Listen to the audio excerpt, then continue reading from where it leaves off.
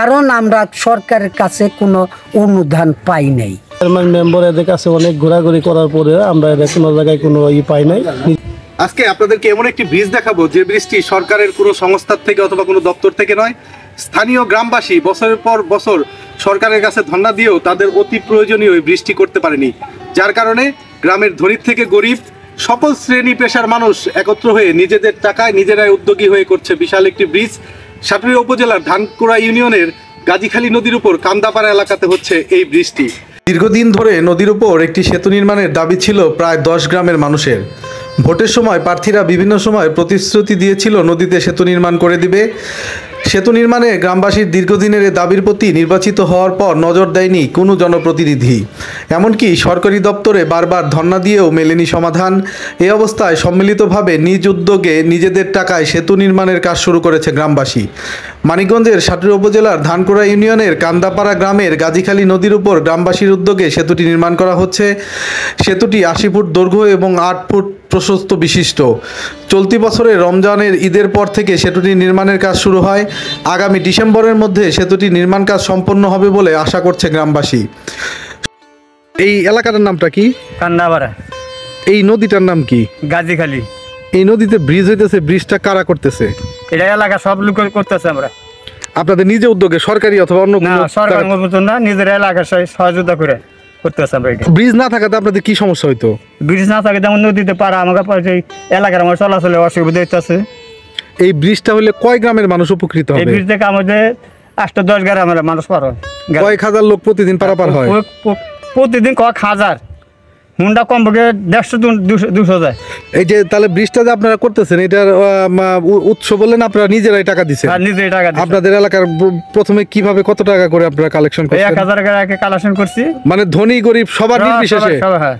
তার মানে গ্রামের ধনী গরিব সবার উদ্যোগে, সবার সহযোগিতা হইতেছে আপনাদের এই ব্রিজ। হ্যাঁ। এই যে ব্রিজটা হইতেছে, এটা কি আপনাদের এলাকার লোকে টাকা দিয়ে করতেছে? এটার এই ব্রিজটা হলে কতগুলো গ্রামের মানুষ উপকৃত হবে? প্রথমে যাব কান্দাপাড়া, তার বাদে নয়াপাড়া আছে, বগনপুর আছে, কেষ্টি আছে, মালটিয়া আছে। আটিক গ্রামের লোক ওই যে এই 12 বুড়া কারখানায় চাকরি করে, ওই ইনসাফটা ওই যে কাটিক গ্রামের লোক আছে। এই রাস্তায় এখান দিয়ে চলাচলি করে। এরপর 2টা মাদ্রাসার ছাত্র এইখান দিয়ে এই রাস্তায় চলাচল করে।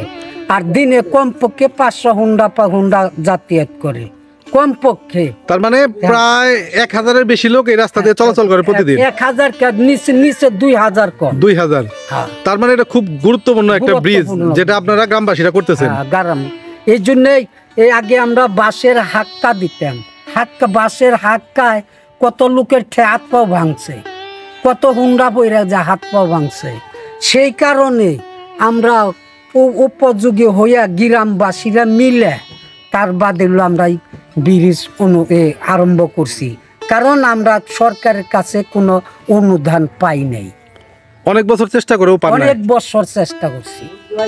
কান্দাপাড়া, কৃষ্ণপুরা এই 2 গ্রামের মাঝে গাজীখালী নদীর ব্রিজ আমাদের এই গ্রামবাসী সকলে মিলে আমরা আমাদের নিজে অর্থে টাকা দিয়ে আমরা এই কাজটা শুরু করছি।